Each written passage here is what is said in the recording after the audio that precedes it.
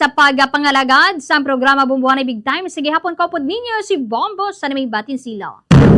Risa aton sa nga pagpangalagad mga kabombo aton nga hibaloon ang madulong nga reporta sa aton sa nga Bombo Reporter with Bombo Paul Aguirre. Bombo Paul sa report please kami na. Maayong aga, Bombo Sani.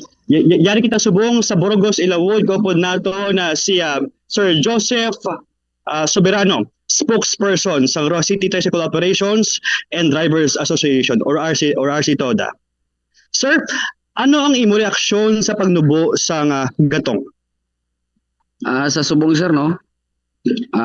Bisan pa paano dako na pasalamat sa amon nga nagnubo ang aton gasolina sa subong kag sa subong lang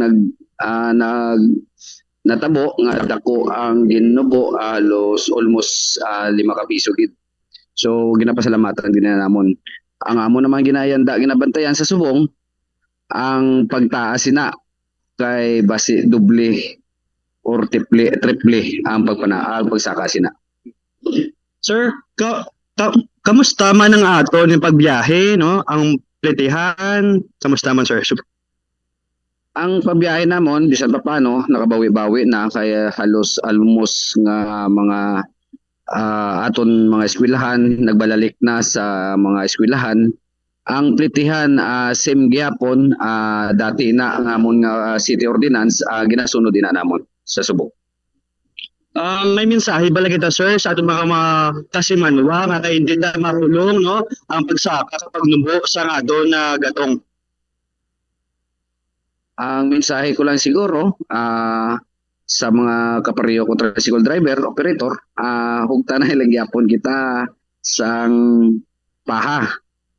Tungod nga kung kaysa hindi tagid mapaktan ang pag-ilinaway sa iban nga pungsod, so apektado gid kita sa pagsaka sa aton gasolina. Sir, kung sakali nga magsaka ang pagatong, ano ang inyong mensahe sa EPALO kag excise law base sa old regulation law?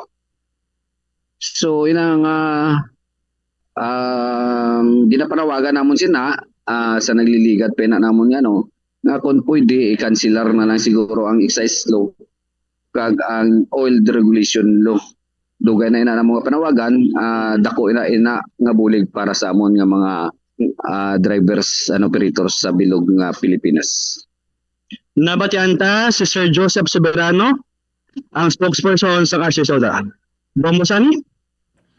Okay, kag bangod no inis pila man ka mga epekto na siguro sa sining pagtaas sa pila ka mga presyo nga to siniyang gatong makita tang apektado gid wala untat ang epekto sini sa ton siniyang mga motorista ilabi na sa ton sini nga mga tricycle drivers Bombo Paul. Mambusan no makapekto gid sa pangadu-adlaw naton nga pagpangabuhi ang aton nga ginagasto ang aton nga ginakabuhi sa pangadu-adlaw. So kinahanglan gid nato no bantayan ang pagnubo kag magtaas ang aton gatong kay parte ini sa aton nga pagpangabuhi sa adlaw-adlaw Bombosani. Okay. Pwede sa kay Sir Joseph. Sir Joseph, good morning. Ma'am, good morning ka. Good morning man sa mga tagpalamati sa Bumbu Radio. Luyag ko lang may baluan. May ara sang bulig ang aton sining nabaton ang aton sining RC TODA abi sa uplift naton nga programa sang gobyerno, sir. Ang nabaton lang gid namon nga bulig sang nagliligad pa nga mga binulan halos AX ato ang natabo. Ang amon ginahulat sa subong nga gintugan man sa atong presidente amo ang fuel subsidy. Halin ina sa nasyonal pero hasta subong pila na kabulan daw puro na lang tugan basi kag matunaw na to.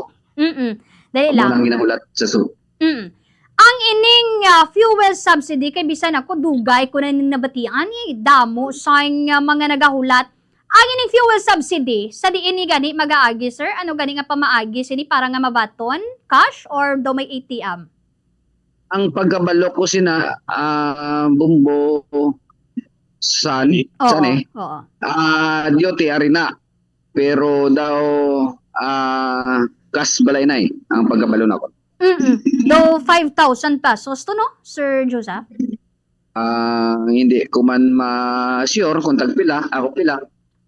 Ang ginahulat lang sa mga tricycle driver ang ayuda nga halin sa nasyonal nga gintugan sa aton nga presidente Bongbong Marcos. Kung matandaan mo mga sangsan o to gani gin pabalo sa aton siniyang grupo sa sektor abi sa aton sini nga transportasyon nga makabaton kamo sang siniman nga fuel subsidy. Hindi ko na mapulong kung san o gid ato, pero pag umpisada gid sa pagtinasay sa aton gasolina, gin pahayag nato sa aton presidente nga mahatag siya sa fuel subsidy. Pero hasta sa subong, wala gihapon nagtupa.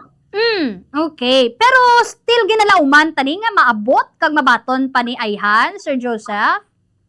Sa subong Bumbusay, no, damo sinayang gahulat nga mga tricycle driver, galaom gyapon.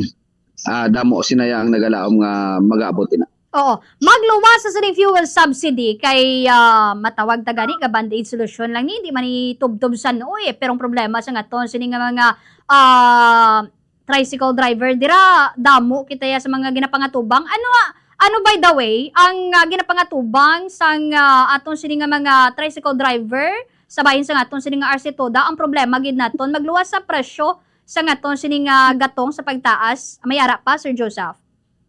Siyempre, ang isa dara na mga pagginapangtubang nga kompetensya man ina para sa amon, kolorom. Okay. Kulurom gali gyapon nga aton sini nga problema. Natagan na ni sang action Sir Joseph kay do may ara sang pila ka mga report kay sadto kun matandaan ta daw gin reklamo na ni sila dason may ara man nga may mga part man nga naluoy ang mga tricycle driver naton kun gabi nagagwa ning mga kulurom nga driver pero may mga nagatuhaw sa gyapon kun aga.